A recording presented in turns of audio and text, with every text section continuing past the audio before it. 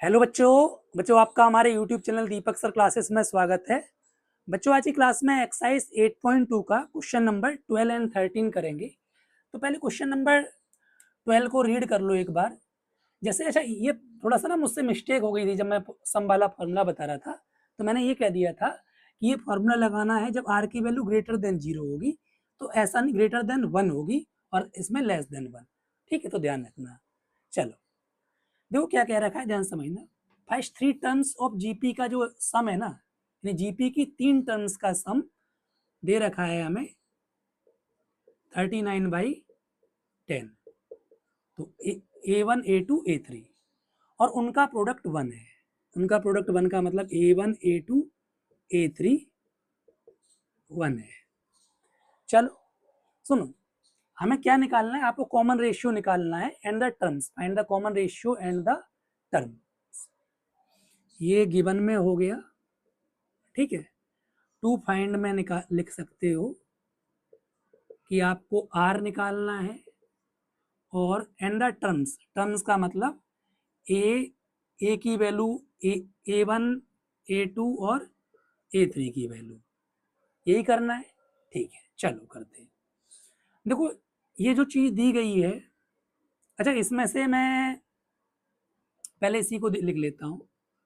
A R square equal to 1, A cube 1 2 3 R3 equal to 1 हो जाएगा। Base same power add हो जाती है, पता है था। अच्छा इसको ए आर का होल क्यूब भी लिख सकता हूँ, ये भी आपको पता होगा। दोनों पर है तो मैं ऐसे कर सकता हूँ। ये रूल होता है, जैसे किसी की भी जब मल्टीप्लाई में पावर सेम होता है ना, तो बेस को मल्टीप्लाई करके होल पावर ऐसे लिख सकते हैं। ठीक है, अब ये क्यूब इधर जाएगा तो 1 हो जाएगा, है ना। क्यूब में जैसे स्क्वायर जाता था रूट में चला जाता था। ठीक, तो A R equal to cube root of 1, और क्यूब रूट ऑफ 1 का मतलब, ठीक है, यानी प्लस माइनस की, अच्छा माइनस की नहीं होगी, सॉरी इस क्यूब है ना, तो ए आर इक्वल टू 1 आ गया यहाँ से। ठीक है, स्क्वायर में प्लस माइनस की होती है, क्यूब में नहीं। ठीक है, अब मैं एक काम करता हूँ, यहाँ से ए की वैल्यू निकाल लेता हूँ। ठीक है, तो यहाँ से ए इक्वल टू 1/r हो जाएगा, है ना। अब इस ए की वैल्यू को इसमें रख देता हूँ, जो हमें ये दिया गया है ना, ये इसमें ए की वैल्यू को पुट कर देता हूँ 1/r। ठीक, ए की वैल्यू 1/r है, समझ में आ रहा है।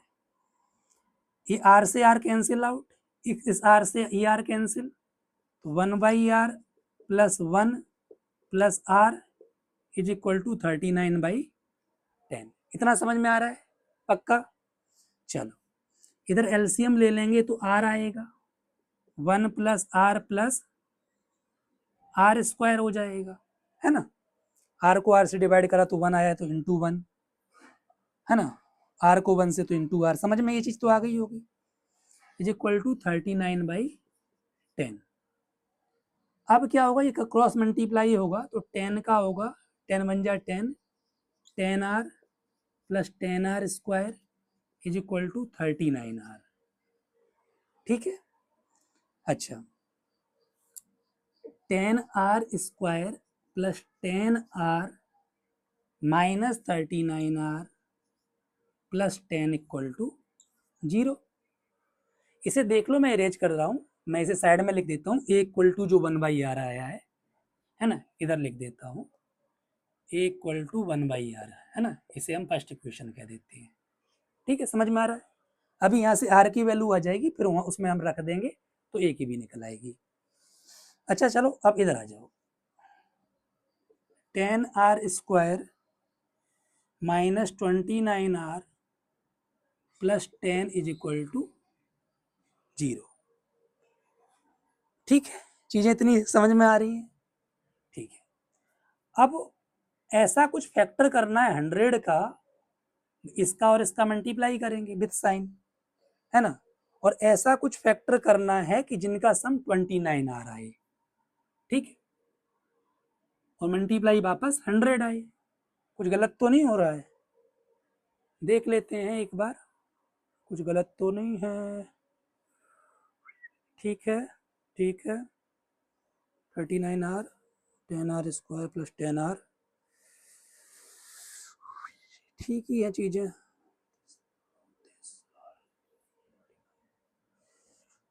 ठीक है, अब 100 के ऐसे क्या फैक्टर करे जाएं कि 100r² के क्या फैक्टर करे जाएं कि जिनका सम इसके इक्वल हो, वापस मल्टीप्लाई वही आए।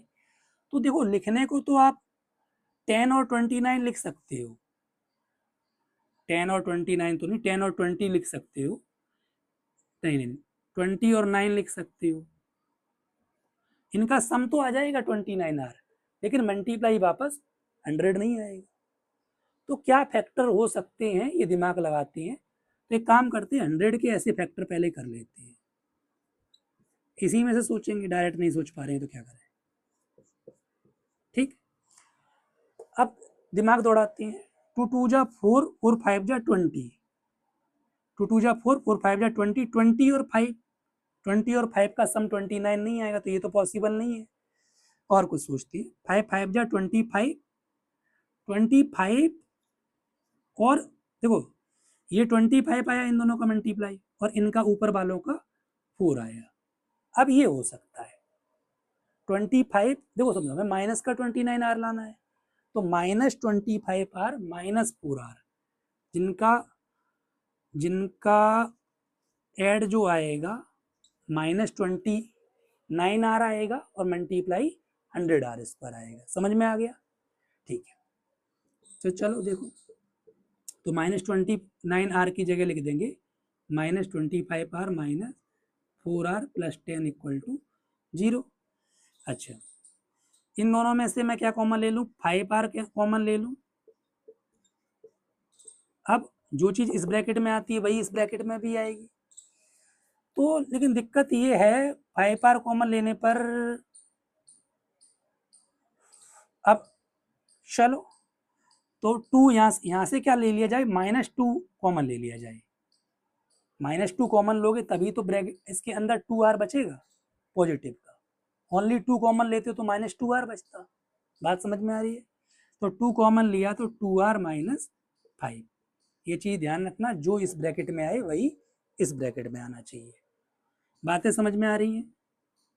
ठीक है, अब ये पूरी चीज़ कॉमन हो जाएगी, है ना, 2r - 5 जो कि एक ब्रैकेट में, जब इसे कॉमन लोगे, कॉमन का मतलब डिवाइड देना, तो इससे ये कैंसिल आउट, तो 1 × 5r मतलब 5r, और 1 × -2 -2, या सिंपल समझो, जो चीज़ ब्रैकेट में कॉमन आ जाती है, मतलब ये चीज़ सेम है एक ब्रैकेट में, बची हुई चीज़ एक ब्रैकेट में।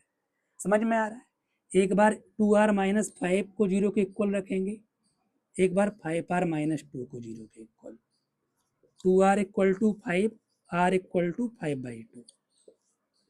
ठीक, 5r = 2, r = 2/5। r की दो वैल्यूज आई। अब r की दो वैल्यूज आई तो दोनों, r तो दोनों ही लेके चलना पड़ेगा, है ना, ऐसा तो है नहीं कि हम नेगलेक्ट कर दें। अब इस r की वैल्यू को हम फर्स्ट इक्वेशन में रख रहे हैं, दोनों वैल्यू को। ठीक, व्हेन r = 5/2, जब r 5/2 है तो जो a आएगा, a क्या है, r 1/r है, मतलब r का उल्टा, a 2/5 है। ठीक, व्हेन r 2/5 है, जब r 2/5 होगा तब a कितना हो जाएगा, 5/2 हो जाएगा। बातें समझ में आ रही है? ये r की दो अलग अलग वैल्यू हैं, तो a की दो अलग अलग वैल्यू जा रही हैं। एक बार r ये है तब ये है, एक बार ये है तब एक ये है। इतना समझ में आया?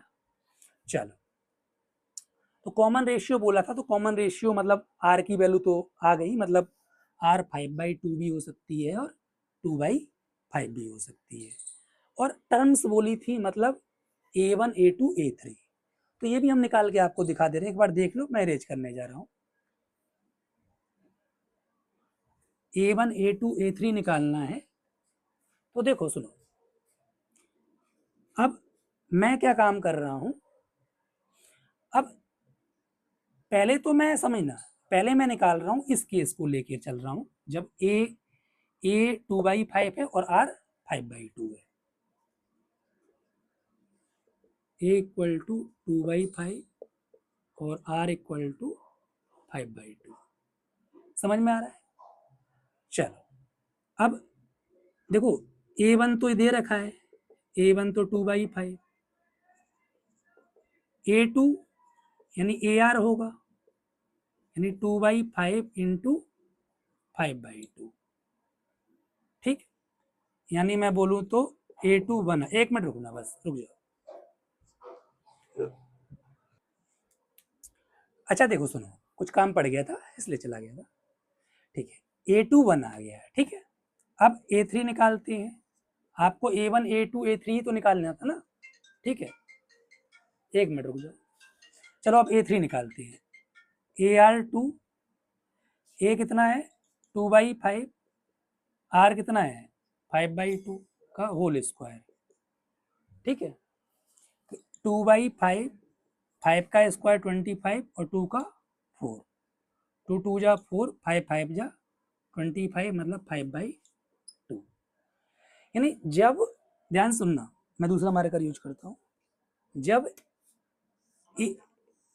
ए और आर ये था तब हमारी A1 A2 A3 ये आई। ठीक है, अब मैं इसे इरेज कर रहा हूं। अब जब ए और आर ये होगा तब मैं आपको निकाल के दिखा रहा हूं A1 A2 A3 क्या होगा। ठीक है, समझ में आ रहा है? थोड़ा सा बड़ा है, कैलकुलेशन है कुछ, लेकिन इतना परेशान होने की जरूरत नहीं है। ठीक, तो मैं लिखता हूं when R equal to 2/5, A equal to 5/2, है ना। जब R 2/5 है और A 5/2 है तो A तो चलो 5/2 हो गया, A1 जो भी A1 ही A होता है। अब A2 की बात करूं तो A2 AR होगा, है ना, यानी A इंटू आर, R 2/5। देखो आना तो वही है, बात समझो। या कुछ चेंज आएगा? अच्छा नहीं नहीं, वो कैसे आएगा, हाँ अलग अलग हो जाएगा ना फिर तीनों, हाँ तो अंतर तो हो जाएगा। A3 AR2 यानी 5/2, ठीक है, 2/5 का होल स्क्वायर। ठीक, यानी 5/2, 2 का 4, 5 का 25, 2 2 जा 4, 5 5 जा 25, यानी 2/5। यानी समझ में आ रहा है? A1 देखो समझो, जब A ये और R ये था तब A1 A1 A2 A3 ये है, यानी 2/5 1 और 5/2।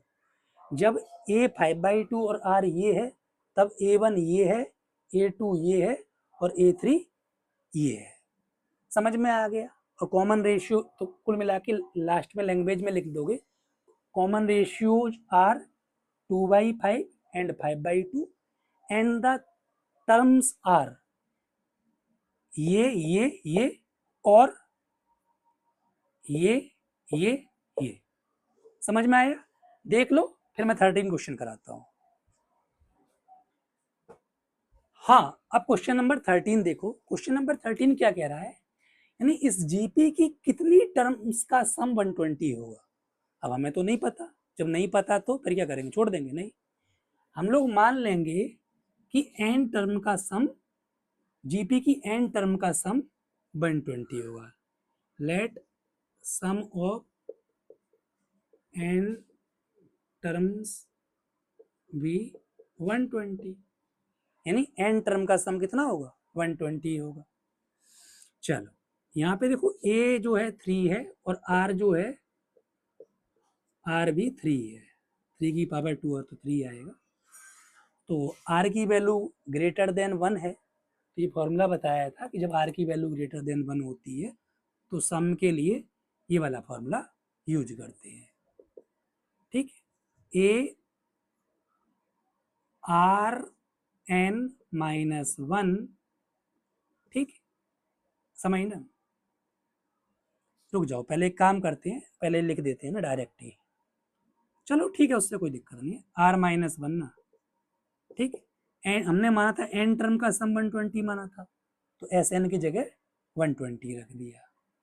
समझ में आ रहा है? ठीक है, नीचे ये 2 हो जाएगा, 3 का मल्टीप्लाई करोगे 3 इंटू 3 की power n minus 3, base same है तो पावर ऐड हो जाएगी, यानी 1 प्लस n। ठीक, इतना समझ में आ रहा है? ये 120 क्रॉस मल्टीप्लाई करेंगे तो 240 इक्वल टू, ठीक। या फिर अब इसे ऐसे ही रहने देते हैं, क्यों मल्टीप्लाई नहीं ना ही करते तो बेटर है, क्योंकि इधर डिवाइड में पहुंचा देंगे, वो आसानी होगी।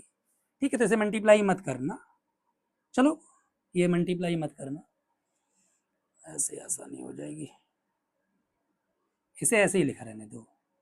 ठीक है, 3 की पावर 3n माइनस 1, ठीक है, वो कॉमन तो वहाँ भी ले सकते थे, तो ऐसा कुछ नहीं है। तो 3 की पावर 3n माइनस 1, 3 इधर डिवाइड में पहुंच जाएगा, इधर रह गया 3 की पावर n माइनस 1, 3 से कैंसिल आउट करोगे तो 80।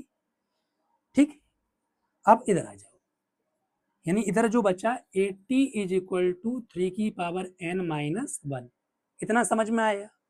कोई डाउट नहीं होगा वैसे, ठीक है। अब ये माइनस 1 को इधर पहुंचाएंगे तो प्लस 1 यानी 81 हो जाएगा, 3 की पावर n। अच्छा, ये 81 जो होता है ना, 3 की पावर 4 होता है, समझ में आया? तो 3 की पावर 4 इक्वल टू 3 की पावर n, तो n इक्वल टू 4। ये तो रूल पड़ा था, इज इक्वल टू में बेस सेम होता है तो हम पावर इक्वल रख लेते हैं, है ना। तो यानी उनसे वही पूछा गया था, एपी की कितनी टर्म्स का सम 120 होगा। इसका मतलब इस सॉरी मेरे मुंह से एपी निकल जाता है, जीपी, जीपी एक्चुअली 10th में एपी है, तो 10th की क्लास ज़्यादा लेता हूँ तो एपी निकल जाता है। यानी इसका मतलब, यानी जीपी की 4 टर्म्स का सम कितना होगा? 120 होगा, है ना। Hence sum of 4 terms of GP will be 120। समझ में आ गया? ठीक है, देख लो एक बार, फिर हम आगे बढ़ते हैं।